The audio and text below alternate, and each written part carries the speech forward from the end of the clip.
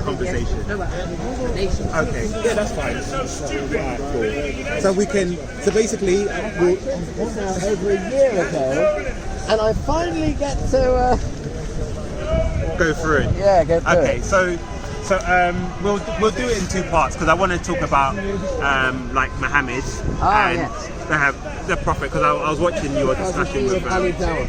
yeah, just to establish why Why I had an argument with him. no why he can't, what the Jewish position on why whether he can or can't be a prophet. Listen, we already dealt with this in our first video. Forget it. Not about Muhammad. We talked about the arguments between Judaism and Islam. The same video where that Hebrew Israelites. Oh yeah, Remember him? okay. The one who was clearly on heroin. Okay, yeah. But maybe we'll just do it about 20 minutes then, 30 minutes. Just a short one. Just to, Josh, back in our house. Go on, Josh. All right. Come on, I'm excited for this. Hello. because I want to also highlight. He's also filming. Nice to meet you. I want to highlight as well why the Jewish acceptance of Muhammad is problematic. Oh, right. But there's no Jewish acceptance of Muhammad. Or for Maimonides, who say like because he encourages the worship of one God, why it's a very problematic position of Jewish people who kind of say like they're our cousins or friends or whatever it is. Well, they are technically our cousins. Well, Just very, very distant cousins. They've got a mutual friend that kissed it, Molly.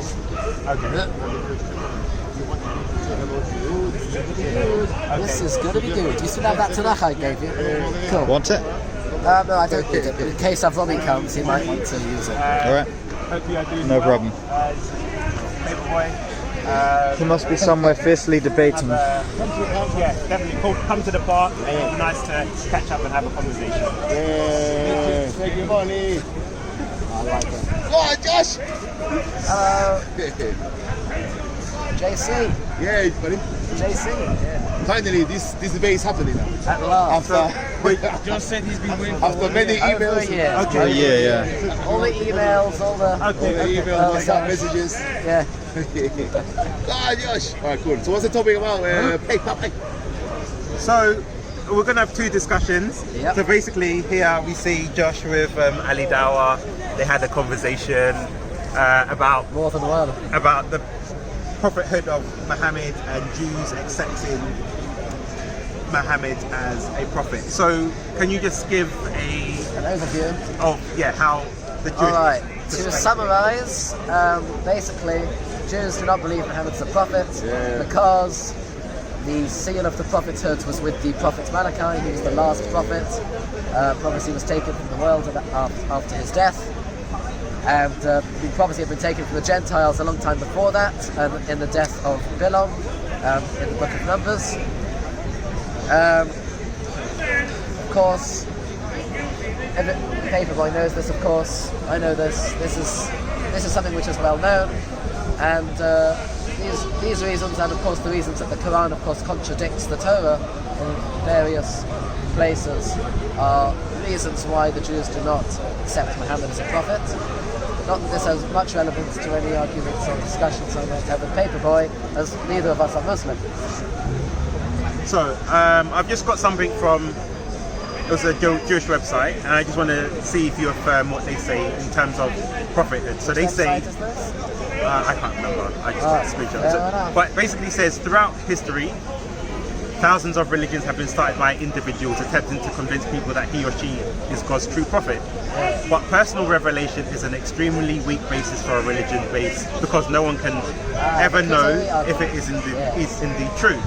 Since others did not hear God speak to this person, they have to take his word for it. Even if the individual claiming personal revelation performs miracles, they do not prove he is a genuine prophet.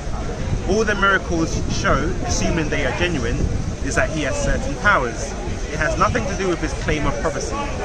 Judaism's unique among all of the world's religion does not rely on claims of miracles as the basis for its religion. In fact, the Bible says that God sometimes grants the powers of miracles to charlatans in order to test Jewish loyalty to the Torah. Deuteronomy 13. Of the thousands of religions in human history, only Judaism bases its belief on national revelation, i.e. God speaking to the nation. If God is going to start a religion, it makes sense he'll tell everyone, not just one person. It says, Maimonides says, the Jews did not believe in Moses, our teacher, because of the miracles he performed. Whenever anyone's belief is based on seeing miracles, he has lingering doubts because it is possible the miracles were performed through magic or sorcery. All of the miracles performed by Moses in the desert were because they were necessary and not as proof of his prophecy. What then was the basis of Jewish belief? The revelation at Mount Sinai, which we saw with our own eyes and heard with our own ears, not dependent on the testimony of others. As it says, face to face, God spoke with you. The Torah also states, God did not make this covenant with our fathers, but with us, who are all here alive today. It says, concludes by saying, Judaism is not miracles, it is the personal eyewitness of every man, woman and child standing at Mount Sinai 3,300 years ago. Indeed. So would you agree or disagree with any of that? Completely true. Okay, so in terms of linking this to Muhammad, so even if he did perform miracles, you would believe? It wouldn't matter since it hasn't been done. Okay, because Same of course with Jesus. we'll go same into with that. Paul. So, in terms of You didn't want me to bring up Paul, did you? no, we'll go into that later on. But let's start off with Muhammad because Of course. Jews because always bring that's up- something we can agree on. yes, definitely. So Nice if to get terms of agreement first. exactly. So in terms of Muslims, they always go to Deuteronomy 18:18. Of course they do. And what do you hear from Muslims about this? Well, they say it's brethren of the people of Israel, and it's therefore not the people of Israel, it's therefore their brothers, so they choose the uncle, which is Ishmael, so they go to the brother, Edom, Esau. So they go to the uncle and say he's the brother because of Isaac, they go to Israel, Isaac's son, and then they say, well, there's going to be a prophet from there, and then they look for somebody who claims to be a prophet from Ishmael, which obviously we never do that because that was the whole point in the first place, wasn't it? And what is it happens to be that his name was Muhammad. And what is the Hebrew word for brethren? Achecho. Okay, so you have your Torah on you.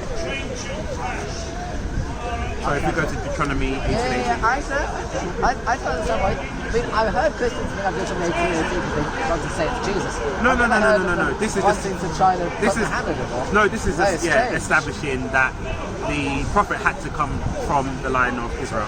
Well, Had to be in Israel, I mean, Israelite. the very fact is that your brethren, in the very previous chapter, Deuteronomy 17, Yeah. it says, with regards to the laws of kings, Yeah. it says that the king shall be from your brethren and not a foreigner. Yeah. And in Judges chapter 12, verse 13, it's very clear that that a foreigner is somebody who's not from Israel. Therefore, we see that your brethren is somebody who is not a foreigner, who is from Israel. So it's insane to say that somebody from Ishmael is somebody who is Israel. Doesn't make But any then sense. their argument is because it says brethren. Yes, but they haven't understood based on looking at the places where your brethren talking to people of Israel is used and what that excludes. Okay. It actually means they haven't really understood that at all. So the reason why I brought it up, I'll just give you a bit of a qualifier if you go to the Deuteronomy 18:18. Yes. Deuteronomy 18. Here we are. So it says before the word, how do you say ark? Ach. Yeah, it says karem. Mikirbecho. Yeah. Novi mikirbecho biachecho. Okay. A prophet from your midst, from your brethren. So now the reason why I bring that Yeah. up These is two are because that qualifiers. is exactly. Yeah. So if you say, if we go to Deuteronomy 17:15, can you just confirm it says the same qualifiers? You're using the same argument I was saying. Really? We're on the same page, although these are different pages. Yeah, it says.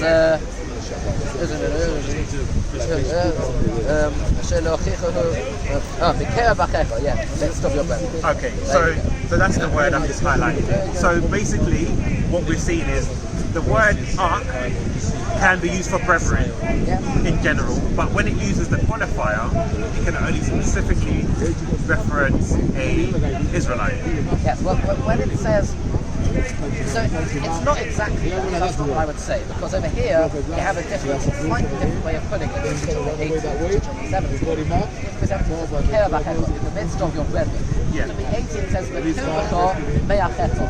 in your midst Yeah. from your brethren. Yeah. So we take that as actually two qualifiers. Yeah. Okay, that they are both exclusionary words. Okay, that God has added there, Yeah. Moses, and added there in order to exclude something. So Yes. the Kirbacha from your midst is a qualifier in terms of location. So there, it now excludes prophecy from being able to start outside of the land of Israel from once you go in. Because this entire passage is talking and starting from verse 14 is when you come into the land, right? Because that's how the paragraph begins. But I think And from your brethren is a qualifier in terms of the type of people that they have to come from. Yeah. And I would argue that the easiest way to show that has to be Israelites is by using, as you said, Deuteronomy 17:15, and combined with Judges 12:13. so. Whilst I would agree with you in terms of the amongst your brethren, but because the argument is used that it uses brethren and it could be used for anyone, when we use the qualifiers together, we will never find a passage where it uses those together to refer to someone other than. So that's why That's in true. terms it solidifies It's true, the point. it's true, but I think that when what you're saying does carry some weight. But what a Muslim could very easily say in response is say, well, over here it says in your midst from your brethren, over there it says in the midst of your brethren. So over there they could say, well, it had to be an Israelite because it used it in that way, it didn't use it this way over here. What I'm saying, I think, is a slightly better argument, not purely because once we have established from Deuteronomy 17, and also in fact I believe in Deuteronomy 23 or 24 that talks about the laws of usury, but it says your brethren, not a foreigner, okay, and we know Judges 12:13 where a foreigner is somebody who's not Israel, so therefore you're looking up Judges 12:13. No, I'll just read out in front of me so people can actually understand. All right then. So we can now see from there that when Moses says from your brethren, he's talking about the Israelite people. I'll also add another argument I thought of, which also it's a bit less than either of the arguments that you and myself have said so far, but which I think also carries some weight, which is that, of course, the Muslims always point us to the verse that says that the Edomite is our brother. Yes. So my answer to that is that just before that, with regards to Moab and Ammon, who were the sons of Lot, okay, who came from Abraham's brother Haran, are not called our brethren, and instead they have something completely different. So what I would say, another thing to be able to say to the Muslims then, is to say that yes, Edom is our brother, okay, because that's the brother of Israel. But when you look at the great uncle, okay, so when you look at the great uncle Haran, his descendants Moab and Ammon are not considered our brethren. So you have no proof, therefore, to include Ishmael, who's the uncle, as brethren, and you see that Edom is included, and Moab and Ammon are excluded. Well, and I'll just read out the text. So here it says, I will raise up them a prophet from amongst their brethren, like unto thee, and will put my words in his mouth, and he shall speak unto them all that I shall command. So again, we just see here the word Karem and Arch together. And if we go to Deuteronomy 17:15, it says, thou shalt in any wise set him a king over thee, whom the Lord thy God shall choose from one from among thy brethren shalt thou set king. So we see again Karem and Arch together in the same structure. So the thing, for example, with Muslims, if you talk about the Quran, they'll say, well, you need to learn Arabic, and this is how we interpret it. But then when it comes to the Hebrew Bible, they seem to become the expert on the Hebrew Bible and teaching Jews how to understand the Hebrew language. But when we actually look at the contract of that sentence, we'll never see it in conjunction to refer to someone who's not a prophet. Of course, the Christians. Israelite. Of course, the Christians would never make such an argument from language because they can't speak Greek. Well, we'll get onto that. They can't speak Holy Greek, which is later a lot of fun when you talk about what word was it? Parthenos. Oh, Parthenos, the virgin. Yeah. We'll get onto that. Genesis 33. We'll get. Septuagint. No, that's not Genesis. That's I know, Isaiah 7:14. Yeah, but yeah, yeah. Parthenos is also used in Genesis 33 to 13 after she was raped. Okay, well, It's an argument I'd love to hear how a missionary like yourself would answer. when we have our next conversation, we'll have a second part of this as well, going on to the Messiah and his qualifications. Oh yes, absolutely. So, and also, so the thing is, according to Maimonides, what did he say about the Muslim people, like how you should perceive them? Well, he said that the Nazarene and the Ishmaelite, of course talking about Jesus and Muhammad, have been sent to this world in order that they should fill the world with knowledge of God and the Messiah. Yeah. So that when the Messiah comes, people will already have this concept. Okay. And indeed we see throughout the world, whether we look at people like yourself, Christians, or people like Abdallah, Muslims, they know of a concept of Messiah. They have some sort of concept of monotheism, even by Christians and living diluted, which is an argument we've had before. This is something which is a very positive thing.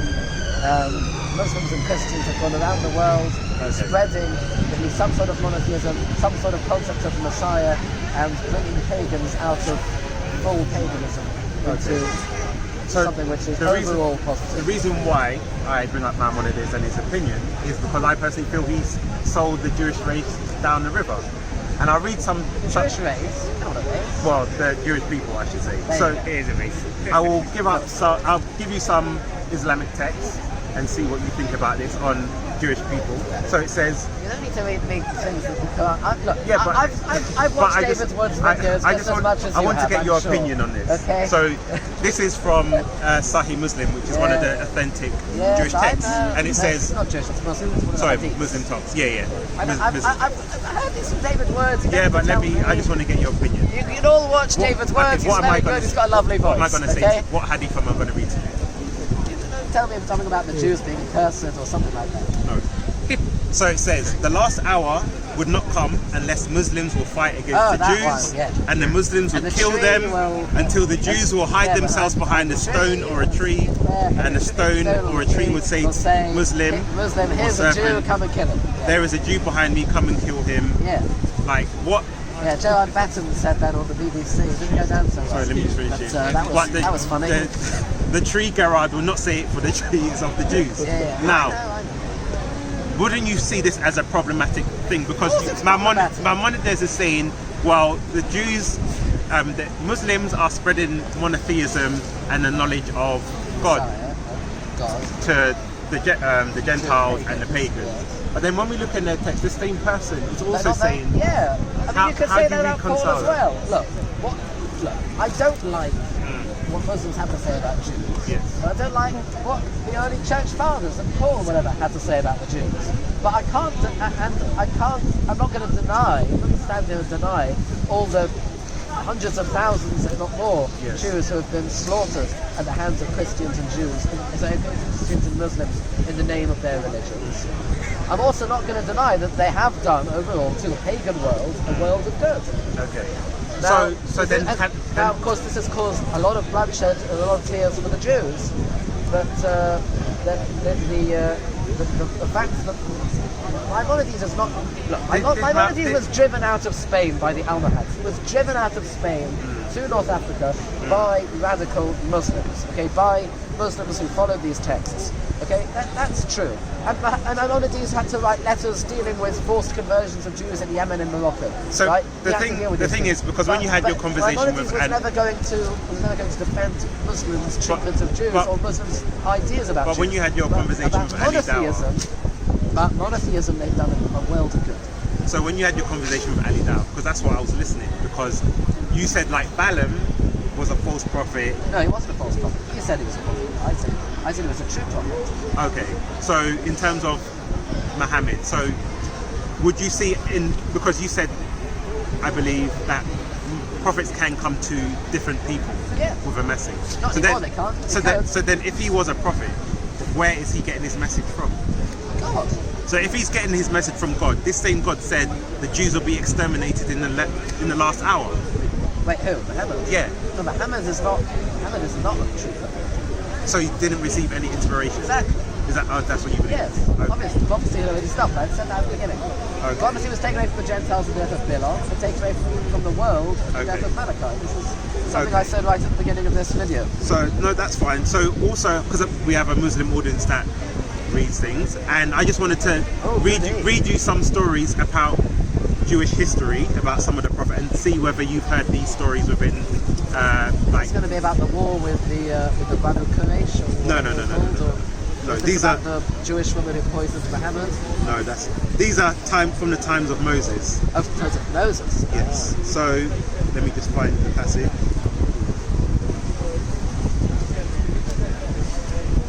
By the way, I would recommend David Wood's videos. They're So very this fun. is the story of the heifer, and it's in the Quran, chapter 4, and it says Oh yeah, the yellow. yes. So I'll just read it out, and then you can tell me about the Jewish perspective of this story. And remember when Musa said to his people, "Verily Allah commands you that you slaughter a cow." They said, "Do you make fun of us?" He said, "I take Allah's refuge from being amongst al-Jahilum, the ignorant or the foolish." They said, "Call upon your Lord for us, that he may make plain to us what is." He says, "Verily it is a cow neither too old nor too young, but it is between the two conditions. So do what you are commanded." They said, "Call upon your Lord for us to make plain to us its colour." He says it is a yellow cow, bright in its colour, pleasing the beholders. They said, "Call upon your Lord for us to make plain to us what it is.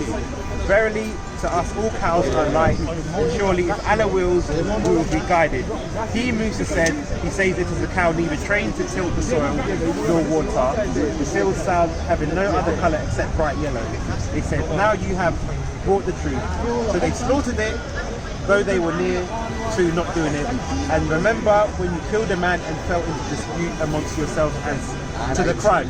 But Allah brought forth which you were hiding. So he said, "Strike him, the dead man, with a piece of the cow." Thus Allah brings the dead to the life and shows you his ayah.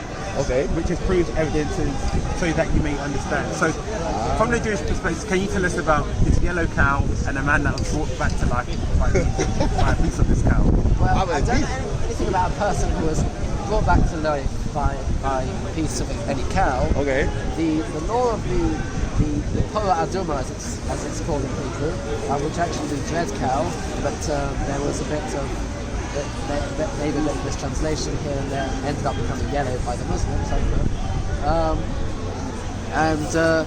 This was a cow that was used for the purification of people who needed to bring sacrifices to the temple, but were spiritually impure because of closeness to dead bodies. Because there are various different levels of impurity. The highest form of impurity is what's called Tamei Mace, which is impurity from being too close to a dead body.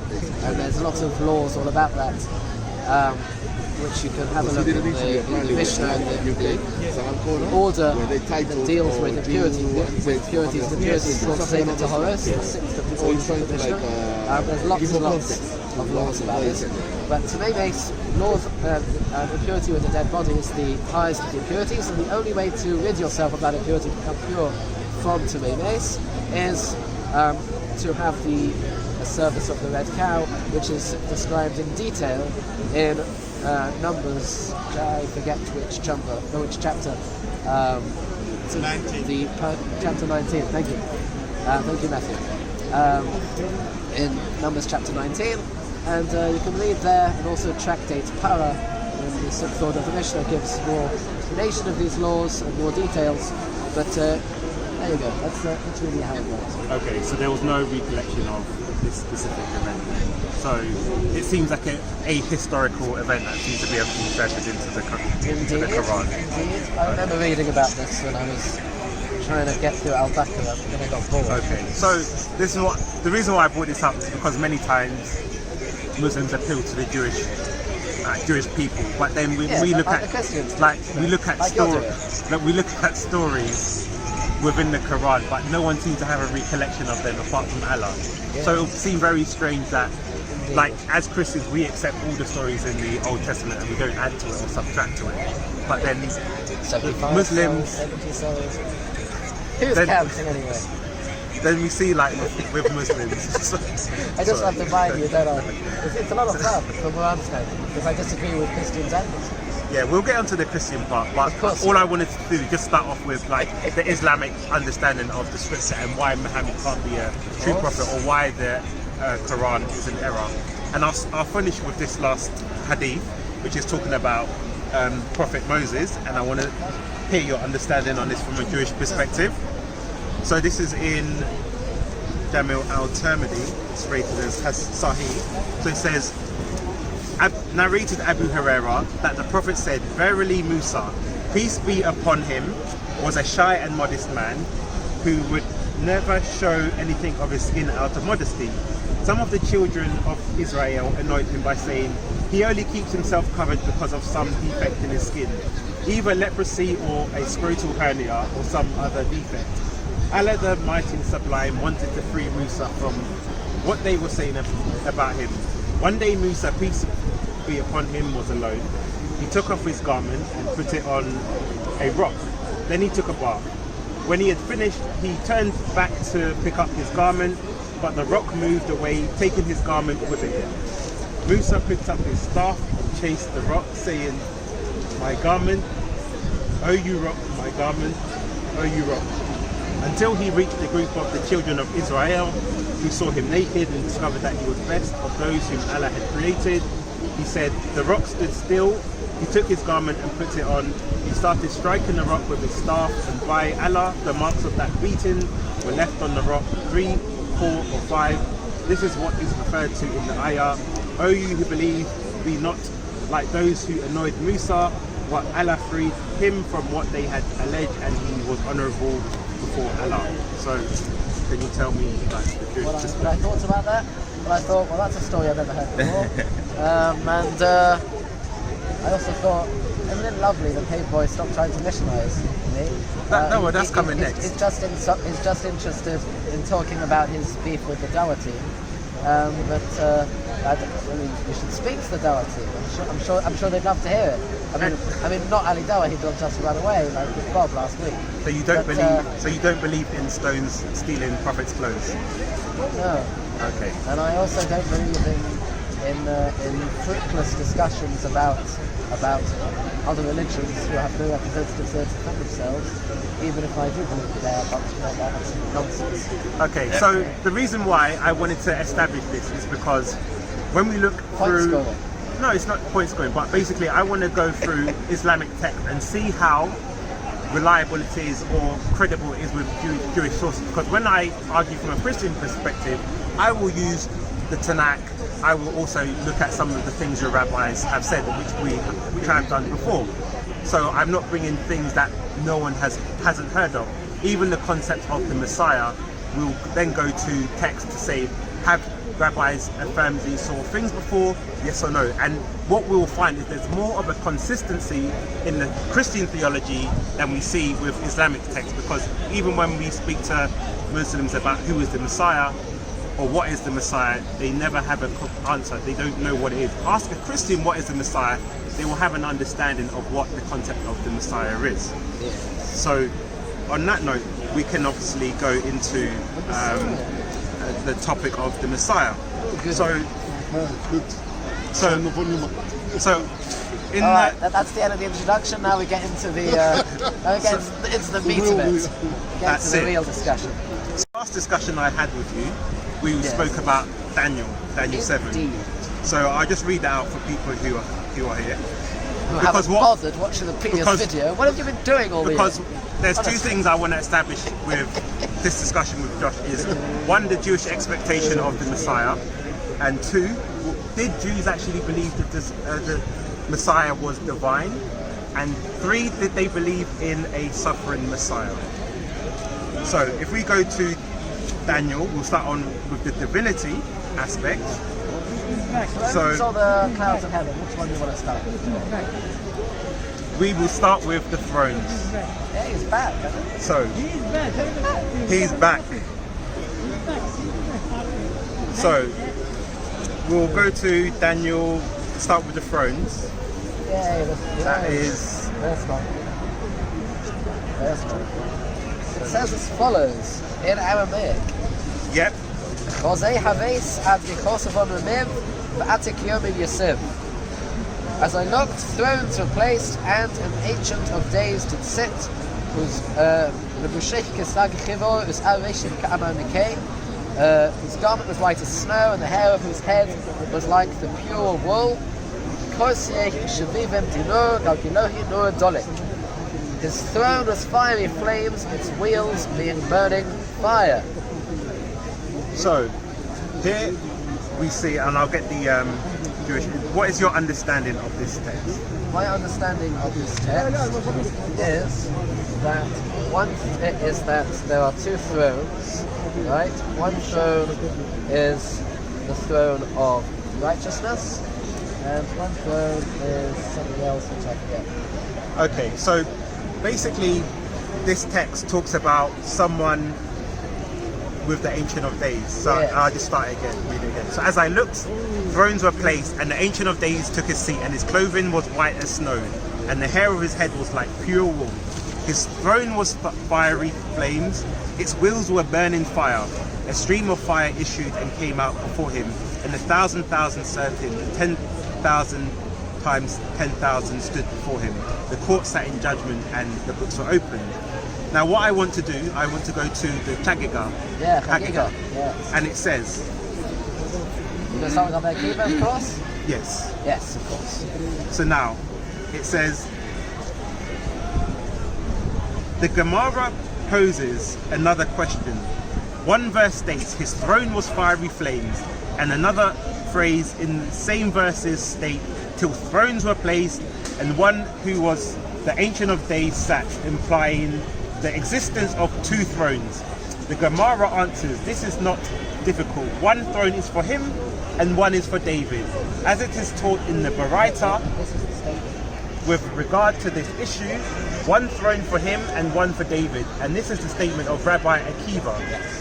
Rabbi Yosei Hagegeli said to him, how long shall you make the divine presence profane by presenting it as though one could sit next to him?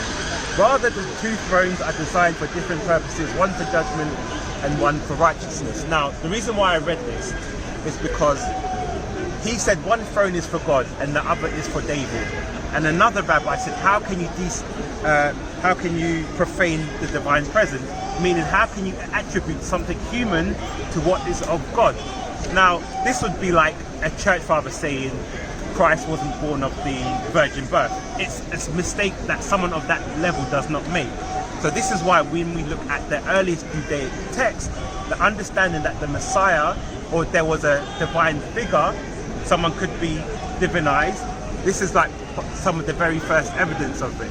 And if you explain, then we'll go into Daniel further and explain why this would lead to a concept of a divine Messiah. Right. So, in order to understand any piece of Gemara, you need to see it in its Aramaic or Hebrew text, depending on whether it's in Aramaic or Hebrew. Most of the Gemara is, of course, in Aramaic, but that's neither here nor there. And you need to analyze, because the Gemara is not just telling you things randomly. The Gemara is here to teach you lessons, and it's here to show you intricate arguments between our sages of blessed memory.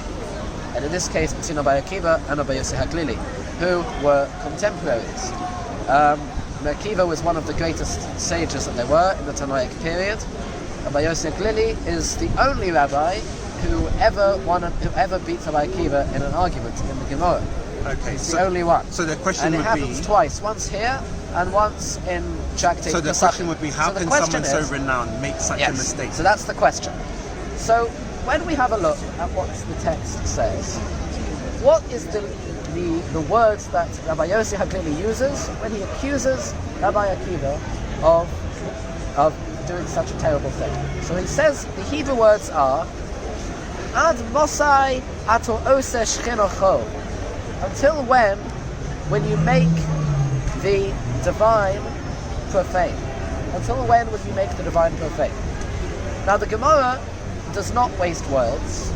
Usually, the Gemara would say in such a thing that you're being mechalel the Shekhinah, or mechalel Shem Shamayim. You are desecrating heaven, or desecrating the divine. Here, it uses a more roundabout way. He says, until when you make the divine profane? Why does he not say, until when do you profane the divine? What's this business of making the divine profane? So, the answer is because Rabbi Yossi HaGlili, who held Rabbi Akiva in such high esteem, as we see from other statements he makes elsewhere, obviously did not really believe Rabbi Akiva actually thought that God and the Messiah are on the same level. But you're not saying what he thought he believed, but I'm asking you why did Akiva say that? So why did Rabbi Akiva say it? Yes. So to answer this question, we go to one of the classical commentaries on Agadic portions of the Gemara, the Chidushei Agodus, written by the Maharshal. There was a rabbi who lived, I believe, in the 16th century in Poland, or it could be the 17th century, and his name was Rabbi Shlomo Adels, or Shmuel Adels. So his title was Rabbi back then, 16 and known as the Maharshal. And he wrote a very long commentary on this piece of Gemara, which I printed out the relevant part. So does it give And Akiva's and it opinion gives of why? his opinion. And it explains as follows. So is it Akiva's opinion of why he said it, or someone else's opinion? It gives Akiva's opinion as to why he said it. Sorry, let me rephrase that. It Does explains Akiva's reasoning for saying what he said, Let me and then be- explains of Yossi's reasoning for saying what he said, and explains what's happened in the dialogue between them. So let me just make it clear. It gives Akiva's statement of why he said it, or someone else's opinion of why they thought he said it. Oh no, this. Okay. Whenever you learn Gemara, because of course you're not familiar with this, the Gemara world is a world that you are not familiar with, and no one would expect you to be familiar with it. Because, as you may know, the majority of the Gemara is very legal, and we deal a lot with intricate arguments between rabbis. And the way you're supposed to study the Gemara is... what I'm asking is what you're going to read. I'm answering your question, Okay. but you need an introduction before you can hear the answer, because otherwise you won't understand the answer. The way you study a Gemara is you analyze the intricate argument between the rabbis and try to work out why this rabbi said that, and this rabbi said that, and what's the argument between them. So you're not going to provide me a statement of why he said it. You're going to provide something of why you think he might have said it. Because remember, if he made such a grave mistake in the I'm going to explain to you. we want to know why he said it, not what someone else said. I'm going to explain to you what the Maharshal says is the reasoning of Rabbi Akiva. And did he get that opinion from Akiva, or did No. he? So He worked it out. He worked it out. Okay. Give us the reasoning. Because the this is what I'm reasoning trying to is say. as Like, follows. someone made a grave mistake. We're trying to find out, why did this person make a statement that divinizes this person? But I'm asking for a response from that person to say, I said it because X, Y, and Z. Not someone trying to then rectify it. Because even if we look in the Talmud, they just said he's not an expert on Agadah. Yes. Right. That was so basically, they're trying to say that, well, he's not an expert in this field, so that's his mistake. But that still doesn't make the excuse of why he made that statement. Here's the explanation. This is the explanation. So, in order to understand this explanation, because this entire explanation is based on a single premise, which is the premise known as drush.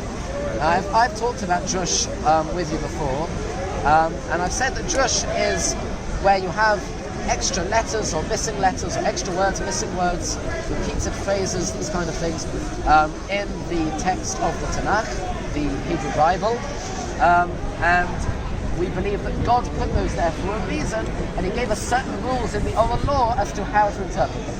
Now, over here, this is what is in play. The Maharshal says as follows: that and he's basing it on the explanation of Rashi of this Gemara, which I would encourage you to look into it if you are interested.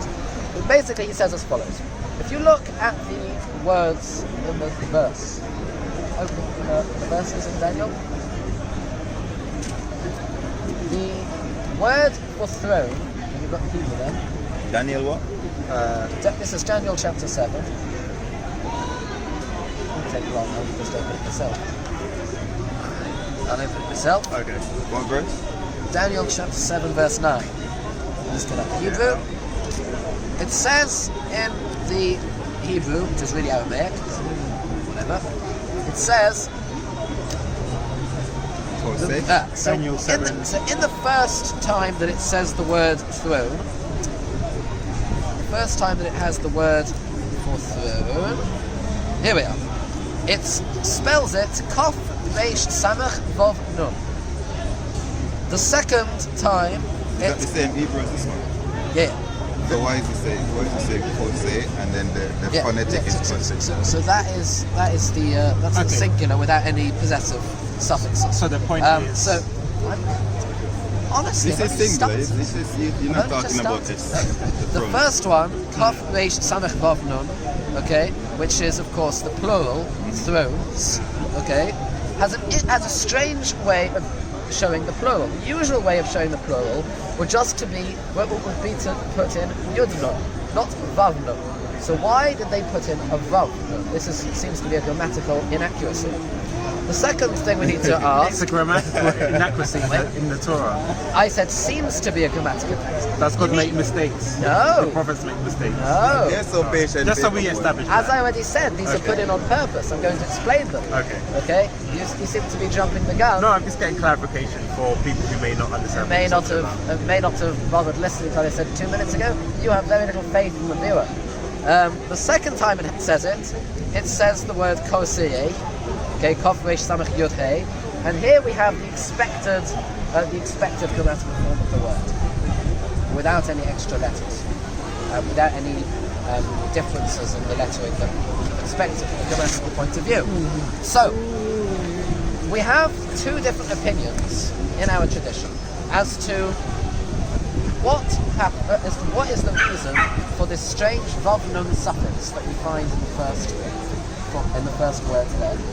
And this appears two other places in Tanakh. The most notable is on the word Shabbaton, which is talking about the laws of the Day of Atonement in Leviticus. Okay, And over there we also have this strange additional vav nun at the end of a word that seems to be out of place. So over there, there's an argument about what exactly the vav nun is doing. Rabbi Akiva holds of one opinion, and Rabbi Yossi HaGlili holds of the other opinion. Now, Rabbi Akiva holds, and this is what the Maharshal says, that the extra vav nun in the word kosovon is More al Harabim. This teaches on the many. So basically, you're saying is a possible misreading of the text or misinterpretation of the text. What's the possible misinterpretation of the text? So you're saying there's two different ways of understanding. understanding it. Yes. Rabbi Akiva and Rabbi Yossi HaGlili, Yes. they agree on the point that this needs to be, this inaccuracy, this grammatical inaccuracy needs to be explained using a drush. And they agree that it's that it's going to be something which is about comparative being, about comparing. This is a very complicated point. But this is the issue. This is not the usual way of. But this is the issue. If there are two different possible ways of taking it, Yes. as someone who is such an expertise within his field, he should know he should not be able to accept the incorrect reading of the text. Because they're not, neither of them are incorrect. That's the problem. Hold on. So- Rabbi Akiva, okay, the problem is that the way Rabbi Akiva uses this drush, which is Mora al Harabim, it teaches about the many, okay, and it basically means that the two. So the issue is why are there more than? So basically, let me just explain. So the issue is why is there plurality of thrones? Yes. Right. Okay. So now So- that's what has caused an issue. So they're wondering. So you're saying I've read this one. Sorry, it says it's Mora al Hakatzos. It teaches about the smallness. Now this is the code. So Rabbi Akiva and Rabbi Yossi are really arguing about whether or not this Vav Nun, which is added, is there to tell you that one throat is smaller than the other, or are the throats the same size? Okay, this is really the argument.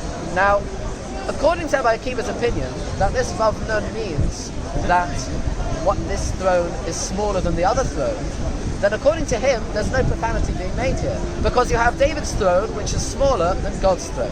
But according to Rabbi Yossi's opinion, that the Vav Nun comes to teach you... But that still doesn't make sense, because even if... Let me finish the sentence. According to Rabbi Yossi, who does not hold that, okay, these thrones are the same size, Okay, so according to Rabbi Akiva's opinion, okay, when you look at Rabbi Akiva. Now, if you were to put Rabbi Yossi into Rabbi Akiva's opinion, okay, then Rabbi Akiva does not see any profanities in Rabbi Yossi. So you're when you put Rabbi Yossi in Rabbi Akiva, when you put Rabbi Akiva in Rabbi Yossi's opinion, Rabbi Yossi sees a profanity. Now, Rabbi Yossi does not think Rabbi Akiva is actually profaning God.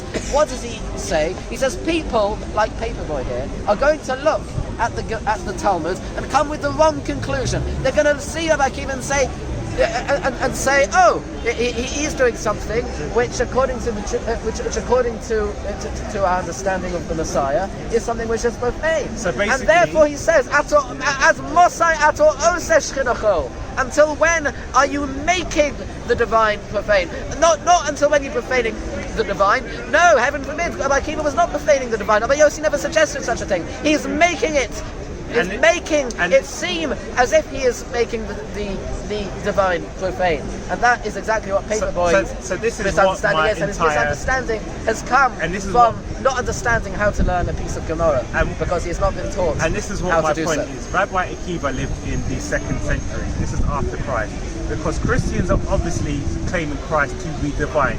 So the later rabbi has to then admonish Akiva for They're giving. not later. They're in the same generation. Yeah, when I say later, as in he's made the statement and he's later corrected him, as in that's what I mean by later. Oh, so the next line of the well, that wouldn't have been historically the next line. No, it wouldn't. So it would have been a space of time. So he said a statement, and then someone's responded. Yes. So my point is this. Because if they do not make that a heretical view, it gives legitimacy to the Christians to then claim that Jesus' throne is for David, or a human can sit on a throne that is associated for God. So then what he said is, no, one of the thrones is for his footstool. So both thrones are for God, but one is his footstool, one is his throne. Whereas the other person said, no, one is for God, one is for David, who they kind of sometimes call the Messiah. So that's why you're profaning something attributed to God. So now, he doesn't say that. He says you're making the divine profane. Exactly. Why do you say you're making the divine profane instead of you're profaning God? Because you're not actually profaning God. You're making it look. Okay? So you're elevating a human to the same status of God. You're making people who are not learned who look at this and will say you are that here is a profaning of God. Not that you are profaning God, because according to Rabbi Akiva's opinion, there's no profaning of God. We've got David's throne which is smaller than God's throne. But you've just said it will give people like Paperboy an excuse to do what? To say that the Messiah was divine. Thank you very much. That was my point. Now let's continue to Daniel 14. But couldn't the thrones be used as like how you said the weed, the royal weed? No, it's based on the grammar, so it's nothing to do with that. And there was no Jewish understanding of plural majesty. We can look in the text. There's no such thing in Judaism. I didn't use it. So that was my very point.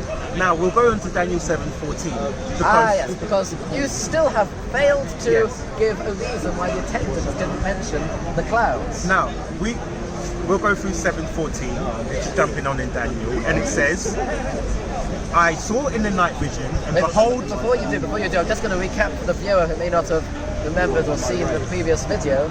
But in the previous video, we looked at 7:14, and we saw also in the attendant explanation of 7:14. Yeah. And Paperboy gets very hung up about the clouds of that this one like a son of man comes in the clouds of heaven. He gets very hung up about that, and he says, "Oh, look, it must be divine. It must be the Messiah. It must be Jesus." Yes. Right? And I was saying, don't say just say the a divine figure. and I was saying because you say that it's a divine figure, and it's the divine figure which is you believe is the Messiah, who you believe is Jesus. Yes. Okay. Now, when you look at how the attendant explains it, how does he explain it? Yeah. He explains that hold on, because in this verse 14 it says that splendor, kingship, and grandeur, these kind of things were given to this one like son of man who came with the clouds of heaven. Yeah. The attendant explains who was kingship, splendor, grandeur given to. It was given to the holy ones of the Most High, which is of course the Jewish people.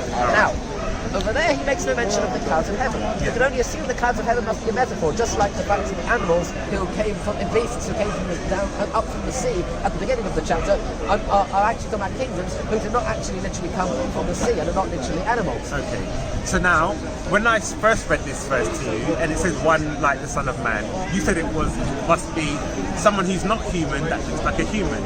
Now you're saying it's the nation of Israel, or it's a representation. It's 30 seconds after you said that. So let me just correct.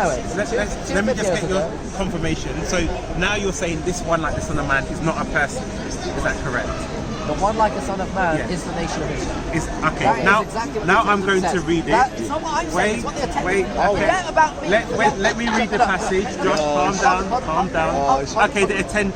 Forget about me. Forget about me. Josh is saying the attendant. This is about what God thinks. This is about what God thinks. All right. And God gave Daniel prophecy, and Daniel accepted what the attendant said. Okay. This is very I'm important. going to read it. So it says, I saw in the night visions, and behold, with the clouds of heaven, there came one like the Son of Man, and he came to the Ancient of Days and was presented before him. And to him was given dominion and glory and a kingdom, that all peoples, nations, and languages should serve him.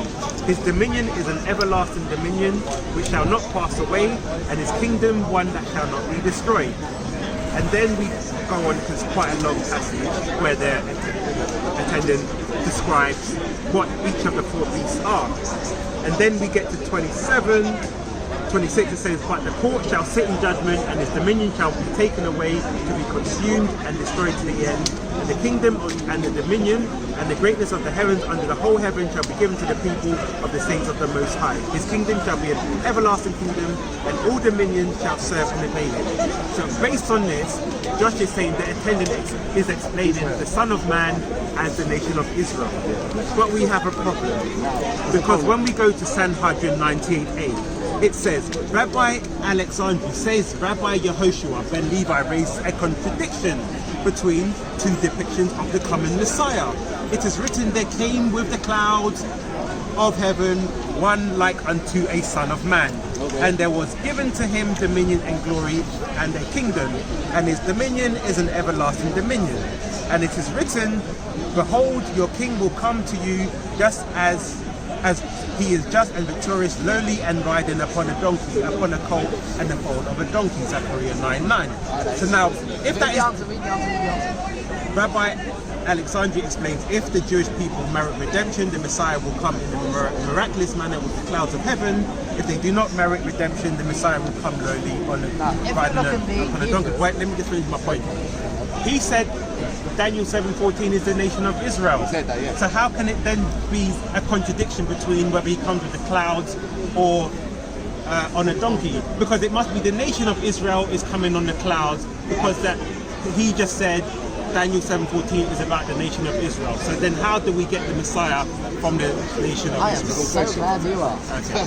Go on, Josh! In the Hebrew, if you look there, it does not, nowhere does it say that Rabbi Alexandri, in the name of Rabbi Yehoshua, actually thinks that the person who came as the Son of Man on the clouds of heaven is the Messiah. However, and how do I know that? Because when you look at the Hebrew, what does it say in the answer? He says, what does that mean? If they merit, okay, Yes. then So if they merit redemption, Israel's going to come and redeem themselves. No. Let him answer, Paperboy. Get that quicker. Keep interrupting, it's not going to look good on the video. Well, we have to hold you, pin you down on what you say. No, Be patient, let him finish. Okay. Josh! All right, finish. You are. Stop. Go on, Josh! Alright. Yeah, I know. You're riling up. Okay, so he said the answer says Zocher. If they have merited, okay, then he'll come as a poor man on a donkey. Lo Zocher, if they've not merited, then in Ananei Shemayim. Okay, what does this mean? No mention is made of the Messiah in the actual Hebrew text. The translation has there's no mention of the Messiah. Look at the Hebrew. Yeah. in all of the whole Hebrew text, the Messiah to come is not mentioned as the Messiah. It's interpreted I'm as the talking about in Messiah. that Gemara over there. Okay. The Gemara you just quoted. Okay. No one mentions Messiah. Okay? This is a translation you put. Really, it's talking about the redemption. Okay? The redemption. How is the redemption to come? On the one hand, we see in Zechariah that the Messiah, who is the Redeemer, to bring the redemption, is going to come as a pauper on a donkey. But in Daniel, we see that the redemption of the Jewish people is going to come. Is described as coming with the clouds of heaven, right? Because the Jewish people is the one like the Son of Man. And over there, it's talking about just when the fourth beast is destroyed, the fourth beast being the last of the exiles, which could be Rome, right? Which of course is really metaphorical for the whole Edomite society of ended up becoming Western culture that we have today. That it has, I've lost my train of thought. What was You're I saying? explaining the interpretation of how the Messiah will come. So we see this is talking about the redemption of the Jewish people because it's after the destruction of the fourth beast. The redemption of the Jewish people happens to be the Messianic age, and Messiah is the one who's going to herald it. How is this redemption going to come about? Is this redemption going to be something which is the Messiah coming as a pauper on a donkey, or is this redemption going to come look like the Jewish people, the nation is going to be coming on the clouds of heaven? What's this redemption going to be like? There seems to be a contradiction, says Rabbi Alexander in the name of Rabbi Yeshua. And so he answers, if they, the Jewish people, have merited, then redemption will come in the form of Messiah as a pauper on a donkey. But if they have not merited, then redemption will come in the form of coming with the clouds of heaven. So now, this is from Safari, which is a Jewish. Everything here is non-Christian, and it says Levi raises a contradiction between two depictions of the coming of the Messiah. You said it wasn't in the Hebrew. This is not a Christian interpretation. I'm asking you, why would your fellow Jews? And let me just actually show you. When I learn a Gemara, I don't care about somebody else's translation. Okay. I learn a Gemara, I read the text, All right. and then I explain it based on what the text says. Okay. That's what the true student of the Gemara does. That's why if you look in any of the Talmudic academies we have today in yeshivas, nobody learns. Okay, people do not clearly learn from, for example, an art scroll. Why? Because the art scroll will give you some sort of interpretation, but you haven't worked it out yourself. Who's the Gemara you're supposed to work William it out yourself. Davidson Talmud? I don't know who William Davidson is. Never heard of him. All right. It's not a Talmud that. Well, it's just that a I've ever heard of. translation. The only Talmuds that I've ever heard of in terms of translations are the Art Scroll, the Steinsaltz, what's the old one? The Sonsino. Well, I'm just showing you clearly. We see here, look, Sanhedrin, nice, and this is not a Christian text. I don't know who William Davidson is. He doesn't sound Jewish. I don't know who he is. So, but this is the thing. Maybe you should look him up. This is the thing. If Rabbi Yehoshua ben Levi raises 2 points, one about the Messiah coming on a donkey, the other point has to refer to the Messiah as well. That's Not why. necessarily. So if he's talking about it, that would only be if the topic of discussion is Messiah. If the topic of discussion is about, look, I'm wondering the way I'm interpreting is I'm triangulating. I'm looking at the answer and using the answer to explain the question. The answer says is talking all about the Jewish people meriting redemption. Okay, read the Hebrew word for word. Okay. Omar the Alexandri of Yeshua ben Levi. The Alexandri says in the name of Yeshua ben Levi. Siv, it is written, V'aru im ananei shomaya kva enosh, and came with the clouds of heaven, one like a son of man. Ato, you. Uksiv, ani v'ruchiv, sorry, also, he came, right. Uksiv, and it's written, ani v'ruchiv al chamor, a pauper and riding on a donkey. Zochu im ananei shomaya, if they've merited with the clouds of heaven. Lo zochu, if they've not merited, ani rochiv al chamor. It is a pauper riding on a donkey. Right. So now, what I'm trying to highlight is that even if Josh is going through the strict Hebrew, the context of what is being discussed is very clear. The Messiah is going to come on a donkey for one reason. Then he's saying, well, it doesn't say specifically Messiah relating to the clouds of heaven. Obviously, clearly, what is being weighed up is how the Messiah is going to arrive, even if it doesn't say specifically in the text the word Messiah. But you're trying to say, well, because it doesn't say the word Messiah, one is about him coming on the donkey, if we deserve whatever, and him, and something else, given a totally different contextual understanding to... If we talk about the Messiah as a redeeming figure, and we talk about this whole thing here that he's talking about is a contradiction in the nature of the redemption of Israel, Yes. then it does. Then it works perfectly well according to my understanding. I understand where you're coming from. Yes. I totally understand where you're coming from, but you have to accept that my interpretation is at least just as good. Because what I'm saying is, if we go by Daniel 7:14, if it's the nation of Israel, comparing the nation of Israel to how the Messiah is going to come on a donkey does not make sense. It only makes sense if you understood this as a messianic verse and you're comparing, well, it's saying he's coming in... verse. It's not the same as a verse about the Messiah. A verse about how the Messiah is going to come. Or, alternatively, a verse about how the redemption is to unfold. And who comes in the redemption? The Messiah. Yes. Exactly. So they're both about the Messiah, because how he arrives is based on the redemption in your view. So if you are good, he will come in one way. If you are bad, he will come in another way. So it both points to the Messiah and his coming. Okay, explain in your understanding how... As I've already explained, I'll explain it to you, okay? Because I'm sure the viewer has already understood the point I'm making. I believe you're actually trying to deliberately not misunderstood what I'm saying. You seem to be deliberately trying to act as if I'm saying is ridiculous. It doesn't make... It's not consistent. You're what I'm saying. being, as they say, obtuse. No. Because you understand perfectly well what I'm saying. It's perfectly clear. What I said was that you could understand this as talking contextually about the Messiah, and then both sides, okay, the donkey and the clouds of heaven, it's both talking about the Messiah, okay, and that's what the context is. Alternatively, you could look at, okay, and I'm looking at these as Messiah verses about the Messiah. That's what you want to do. I would say there's another way of doing it. Let me just pause. There's another way of doing it. There's another way of doing it, which is that you look on that you look at both of them as talking about messianic or verses, also known as redemption verses about redemption of Israel. Right.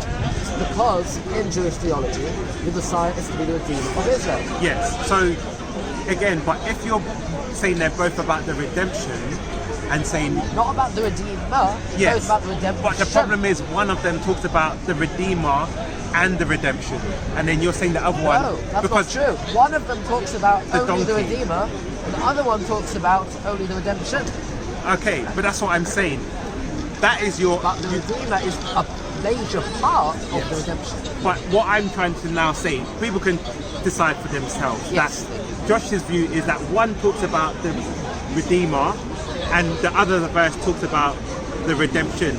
And I've also read from this Jewish text, the Sanhedrin 98a, where they put it the rabbi is talking about a contradiction in how the Messiah is arriving. Because when I started this and we were talking about Islam, what did I say to you? I will appeal to your Jewish text and show that there is a consistency, or at least a basis for the Christian belief within Judaism's thought.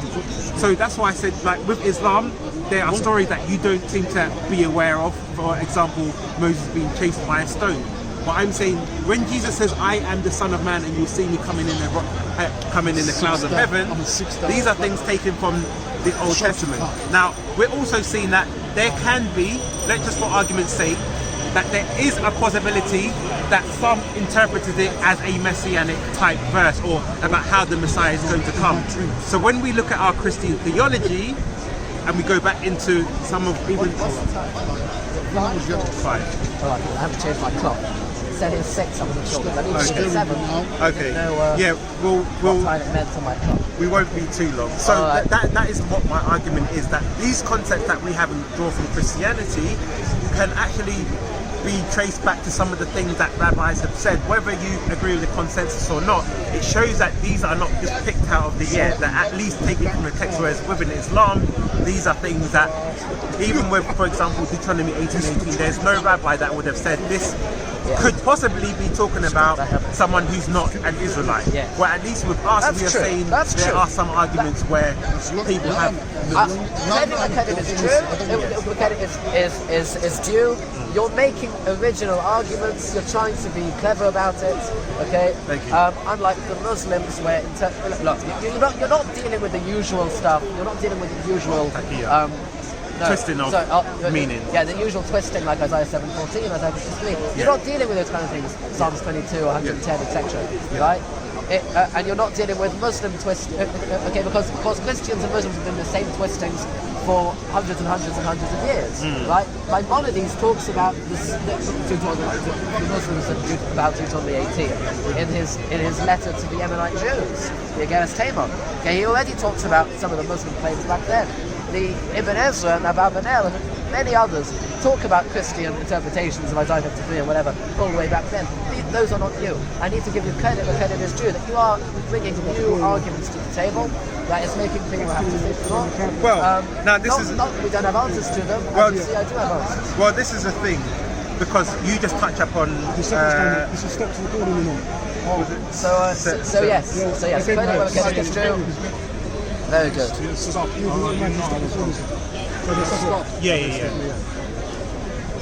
Stop the show. Yeah, but sorry, about 2 hours. No. Do you know when it stopped? Don't worry, we've got the credit. It's been recording the whole time. Yeah, let thing, and then we'll just... Hold on. We've got Yehuda's to rely on. Okay. Which is very good. Just an uncut version. Because Yehuda's going to put it all on anyway. What channel do you have? We'll have to make one. Okay, well, let me know. I think we'll make a new Jewish Speakers Corner channel. I think that's a good idea. Sure. Must be a few minutes. 2 days. A new Jewish We don't know Speakers how long Corner. it's... Yeah, then send it over to him. Fun. Yeah. Okay, We'll so... make a Jewish Speakers Corner channel. We'll put it up and we'll send you the thing. All right? 23 minutes. Okay, so... So what I also wanted to question you on is... I think it's about the golden book of Muhammad. What's Jewish 996. Oh, yay! I was doing this on Sabbath. I was Okay. going over it just in case. So Oh, we'll- so clever. We Are will you go... going to do the argument from the cancellation? From the what? From the cancellation bit. So you're going to do that argument or What's a the different one? cancellation? Alright, if you don't know, I'm not going to tell you because I can't be bothered to deal with that. Alright, So, Go on the Virgin. that's 7:14. He's doing 9. yeah. Or shall we do... Will we done Isaac? You've done 53. It's finished. People of Israel, obviously. Okay, and also one other point I wanted to highlight before we go into some of the meat of the text, because we discussed the timeline of when Christ was supposed to come the first time Aye, round. we're going to do the And- 70 weeks now. Huh? We're going to do the 70 weeks. No, well, I just wanted to Very nice. highlight because I showed you this I'm ready. before. I'm ready. Because he said that all Jews now have to believe in being repentant and doing good, and then at some point the Messiah will come. And I said no. There was a specific time point that the Messiah was supposed to come, and all the dates, like within Jewish text, it says the dates have passed. Yeah. Now, also, I wanted to I just show, explained that in a previous video, if you remember. just for our Christian audience. Now, in Yoma 39b, it says the sages taught during the tenure of Shimon has attacked. Oh, Shimon HaTzadik. Shimon the righteous. The lot Simon the for just. God always arose in the high priest's right hand after his death. It occurred only occasionally, but during the 40 years prior to the destruction of the second temple, the lot for God did not arise in the high priest's right hand at all. So basically, this destruction of the temple was 70 AD. 40 years before takes us to 30 AD. So what this text is showing us within the Jewish Talmud is that God stopped accepting the sacrifices from the Israelites from their side for some kind of apparent reasons they don't know why. From a Christian perspective, I will say it seems to be a coincidence that 40 years before was the crucifixion of Christ, and from that time God stopped accepting sacrifices within the temple. So let's first have a look at what Rashi says. Let's go back to the text. You don't like Biden? No. On the surface, it's like he's so nice and everything. And you got the third one ready to go, yeah? I don't like Biden either. Alright, so if you click on the thing, is this the Safari website? Yeah, it's just a screenshot. Oh, you're not on the Safari website. I can't go on the commentaries. No, I need to go online for that. Oh, alright. Did you Okay. do that? I have to go from my phone because this one you have to go through the internet. You don't. So you want to look at the I want interpretation. to look at the commentary of Russia. My first thought. I have seen this scroll before. No profits since then. I do like to see that shit. Yeah, no. Well, coincidentally, well, no more prophets since Malachi. Yeah, exactly. We don't need to believe that, but look. So, and then I just wanted to highlight to the audience as well. As I said, I'll use the Jewish text, and I'm not twisting them, but they've said themselves 40 years before the destruction of the temple, sacrifices seem to stop, and it seems to coincide, because it seems to coincide with the time frame that was established for the Messiah to come. Because remember, my point was this: they said all the allotted times have passed. For the allotted times have passed, that means there had to be a certain time frame. Then when they believe he didn't come, then they say now we're just waiting in expectation. Because it wasn't an understanding of what he's going to come at any point. It was he should come around this time. But now the Jewish interpretation is, well, he hasn't come, so we don't know when he's coming. But what Christians are saying is that actually there was a Messiah who came during that allotted time, but you guys do not accept him. So now, let me just find this thing for you. Exactly. Well, yeah, exactly. We'll get into that as well. If we have I like time. you. You're a character. What's your name? Because Fair enough. Call him Fred. Anonymous 002. Call him Fred. well, for time reasons, let's go into something else. All right. Look, Because- I'll tell you what I think is probably going on here, because I know that in the years coming up to the destruction of the Second Temple, which of course was destroyed because of sins of the Jewish people. What were the sins? Okay? Mainly it was because of baseless hatred to the Jews. Yeah, he told me the Nazis and the KKK and the That was the main reason why the Second Temple was destroyed. The Second Temple was destroyed mainly because of baseless hatred, as we see between Jews. Just all What kind of hatred? I don't know what type of hatred, just hatred. Right? People were not loving their fellow Jew, which is a terrible thing. And it could very well be that the sins of the Jewish people had intensified so much 40 years prior to the destruction of the Second Temple that that God simply would not bring atonement for them anymore. Using it would no longer accept the Day of Atonement service anymore. That could very well be the case. And obviously the Christian argument is it seems to be very coincidental that we say Christ was wounded for our transgressions and crucified for our sins, that occurrence happened just coincidentally 40 years before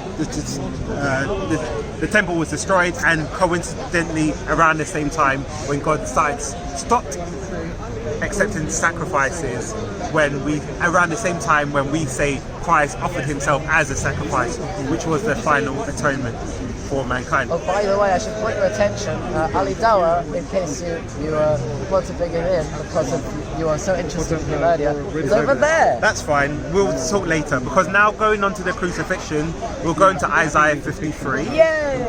Because so much.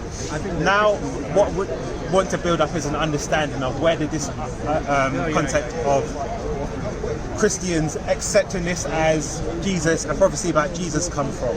Oh, because yes. I asked you earlier on, I'd just like to confirm, who was Jonathan ben Uziel? Jonathan ben Uziel was a student of Zechariah, Haggai and Malachi. So he was apparently a disciple of three prophets.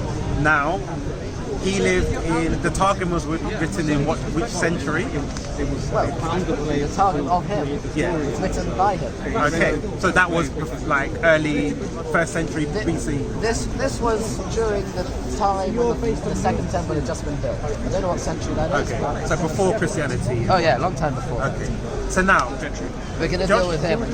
Josh has confirmed that the Targum was written by Jonathan ben Uziel, Yes. who was a disciple of not one, not two, but 3 prophets. Okay. Now, when we go to his Targum, Don't worry, we're going to put it on the screen. Right. Isaiah 53. One verse out of the entire Targum. no, we'll start from verse 1, and I'll explain it Oh, to you. So, wait, you're not doing 52:13? You're doing 53? yeah, I'll start from 1. I am very surprised. I'm starting from 1. I really am. Why? Because usually the thing is to take from 52:13 Yeah, and but just to do that because he says the seventh Messiah, Yeah, but and then to build a thing but of now, that let's- without looking at the rest. But I'm now, surprised. that's fine, because it still helps our position. Sure it So it does. says, who hath believed in our report, and whom is now the power of the arm of the Lord revealed? The righteous shall be great before him. Behold, like branches that bud, and like a tree which sends forth its roots by the streams of water. Thus shall the generation of the just multiply in the land, which hath That's not need what it says. of him. Well, you can correct it. This is a translation, so maybe your translation is different, but we'll get to that anyway. So it says his visage is not. It's translated directly from the Aramaic. That's fine. Anything you disagree with, we can go back to. All right. So it says his visage shall not be the visage of a common person, neither his fear of a plebeian. Plebeian. Plebeian. Anyone know what a plebeian is? I think it's like a. Pleb. Yeah. Wait, is that where the word pleb comes from? Common man. Well, even I'm learning something now. Yeah. Oh, So, gosh. so then it says, but a Speaker's holy corner, brightness even- shall be his brightness, that everyone who words. sees him shall contemplate him. Although he shall be in contempt, yet he shall cut off the glory of all the wicked. They shall be weak and wretched. Lo, we are in contempt and not redeemed. That's verse 4. As a man of pain and appointed to sickness, as if he had removed the face of his Shekinah from us. Therefore, he shall pray for our sins, and our iniquities for his sake shall be forgiven us. For we are considered crushed, smitten of the Lord, and afflicted. He shall build the house of the sanctuary, which has been profaned on the account of our sins. He was delivered over on account of our iniquities, and through his doctrine peace shall be multiplied upon us. And through the teaching of his words, our sin shall be forgiven us. Like all we like sheep have been scattered, every one of us has turned to his own way. It pleased the Lord to forgive the sins of all of us for his sake. He shall pray. No, it's in the past tense. He shall pray and shall be anything. Just correct me after. You can read your version. He shall pray and shall be answered. Yea, before he shall open his mouth, he shall be heard. He shall deliver over the mighty of the nations as a lamb to the slaughter, and like sheep before her shearers is dumb. None shall in his presence open his mouth or speak a word. He shall gather our captives from affliction and pain, and who shall be able to narrate the wonderful works which shall be done for us in his days? Shall he remove the rule of the nations from the land of Israel, the sins of which my people have committed and have upon them? And he shall deliver the wicked into hell, and the riches of the treasures which they got by violence unto the death of Abaddon, that they who commit sin shall not remain, and that they should not speak folly with their mouth. And it was the pleasure of the Lord to refine and to purify the remnant of his people, in order to cleanse their souls from sin, that they might see the kingdom of their Messiah, that their sons and daughters might multiply and prolong their days, and those that keep. Now, I stopped at 13. Read the end of the verse. Don't stop in the middle of a verse. Oh, because it's numbered differently. So, okay, I'll go to 12. And he shall deliver their souls from... No, there's something. Yeah. And for all the days, those that keep the law of the Lord shall prosper in his pleasure. You stopped before that. Okay, yeah, and that the Messiah, that their sons and daughters might multiply and prolong their days, and those that keep the law of their Lord shall prosper through his pleasure. Yes. Now, the reason why I wanted to draw our attention to this is because Christians always claim this is about the Messiah. Now, Josh has confirmed that this is in a text that came before the Christianity, and the person mentioned the Messiah in it, therefore indicating it is a messianic verse.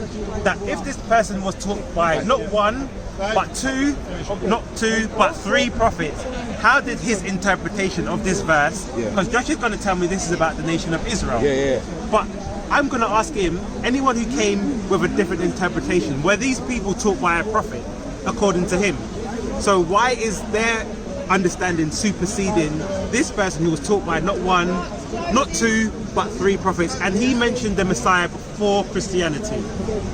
Guys, the part are gonna close soon, so just bear that in mind. It's quite clear from these verses of Jonathan Ben Uziel, his Targum here, the explanation of the verses, that the sufferer is the people of Israel, but the servant is the Messiah. He seems to be drawing a very clear distinction between the two, and you can see that throughout here. So can the nation of Israel suffer for its own sins? Obviously.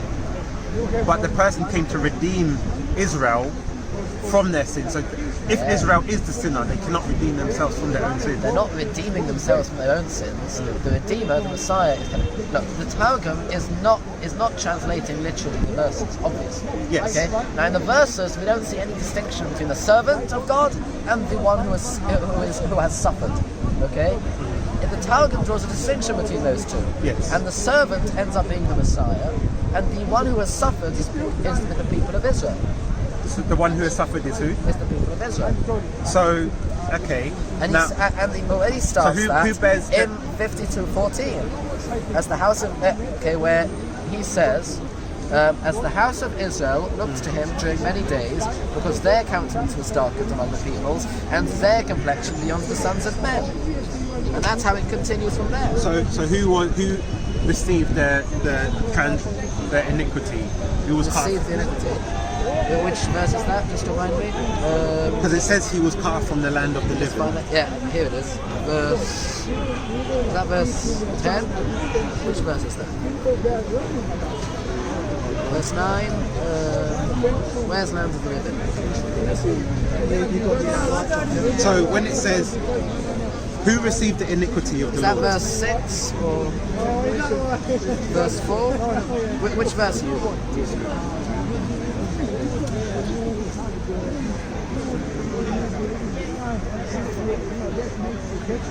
So so if we go into 3, for verse example. 3. Okay. So verse 3 says, verse 3 in the Targum. Then he will become despised and will cut off the glory of all the kingdoms. They will be prostrate and mourning, like a man of pains and like one to sleep for sicknesses, and as though the presence of the Shekhinah has been withdrawn from us. They will be despised and esteemed not. Yeah, carry on. Then for our sins we will pray, and our iniquities will for his sake be forgiven, although we were accounted stricken, smitten from before the Lord, and afflicted. And next one. But he will build up the holy place which has been polluted for our sins, and delivered to the enemy for our iniquities, and by his instruction peace shall be increased upon us, and by devotion to his words our sins will be forgiven. Okay, so let me... Could you just hold on a second? I just need to have a look at 52:15. Might have to move it that way to the make part. sure it's perfect. 52:15. So it's got to be- Is it 11 minutes? Oh! So shall I read it Oh, in? here we are. Hold on a Do second. you want to read it Hold from on. your Tanakh as well, so we can compare the two? Oh, I actually from have the comparison. I have Okay. one after the other. The verse from the Tanakh, followed by the verse in the Talmud. Okay, where's verse 4? So verse 4 is over here. That's the Isaiah, Okay, yeah, and read that's the Talmud. verse 5. Verse 5 in the Tanakh of the Talmud The Tanakh. says, Yeah. but he was wounded. What's going on over there? Don't worry. We can't see anyway. So yeah. Because he was wounded because of our transgressions. Now who was wounded? Well, according to the text, according to the Talmud, and then who was wounded? Israel or the Messiah? Well, obviously the people of Israel were wounded. So, okay, now the reason why I asked you that, because if we go to Ruth Rabbah, it says, the Messiah and he will eat in the world to come. The fifth explanation for come here is King Messiah, come here that is draw near to kingship, and eat from the bread that is the bread of kingship, and dip your morsel in the vinegar. This is the chastisement, as it is said, but he was wounded for our transgressions, Isaiah 53. So this is clearly, they've seen it as a messianic verse, because you've put it's Israel, but here they're saying in the book of Ruth, whatever, this verse is what happened in the book of Ruth is a reference or symbolism of King Messiah who was wounded because of our transgression. So when Christians say Isaiah 53 is about the Messiah and not about Israel, and we're appealing to someone who was taught according to you by 3 prophets, this is why I say the later rabbis came. Okay, Bye. Okay. yeah, just go back. Can I ask you a question? Sure. Okay, you see the first command there? What is it? That's a quick question. Yeah. First one, the Ten Commandments. Does that go for both of you? I'm the Yes. Lord. So, but you believe in one God? Yes. But you believe in... 3 in 1. Next time he's here, we'll have that conversation. Come and listen to Done it already. Don't worry. So you believe in one God, yeah? It'll take too long to go into. If you're here next time, You follow the first I commandment. believe absolutes, he believes compasses. So you believe, So you We don't believe in the believe first compasses. commandment? Yes, you do. if you're here next week, No, we'll have because that the discussion. author of the first Should we wrap it up commandment though? was Jesus. Wait. According to Christians. Yalla, let's move. What's happening? We have to go out though. Shalom, shalom, shalom. You alright?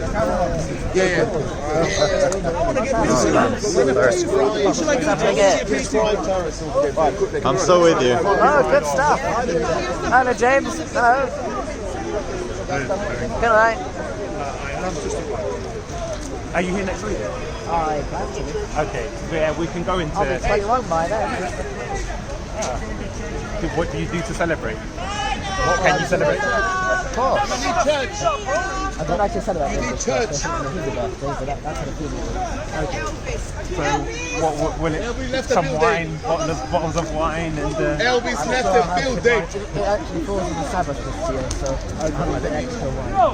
And my mum will probably bake a cake.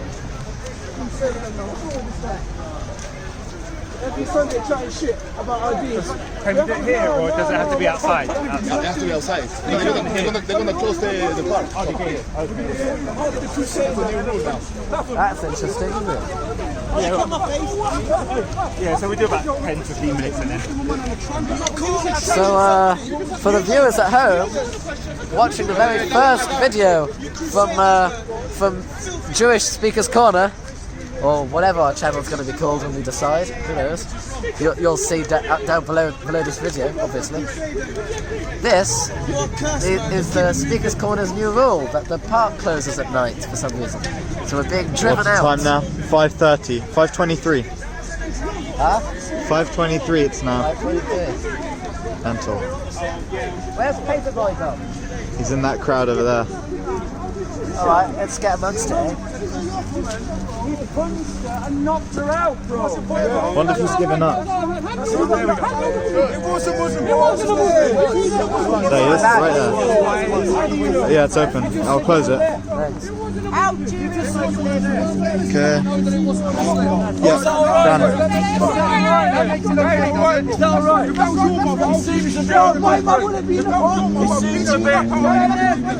If someone hit your sister, bro, we would have leapt to her defence. Seems there's been some violence in the park. No matter what religion, any woman can hit you. Exactly. Ah, there you are. Yeah, we'll get Still on camera. Oh, okay.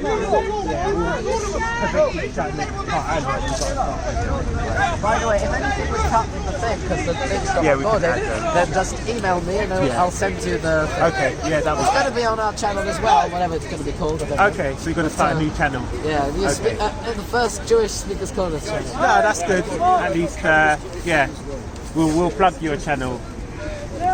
Cool. Yeah, we just to conclude. So we concluded. Alright, we'll deal with Ruth Rabbah next time. We'll just plug now. So we'll wrap up. Is he still recording? Is that you all right with that? We'll deal with the Ruth Rabba next time. Yeah, or do you want to conclude with that?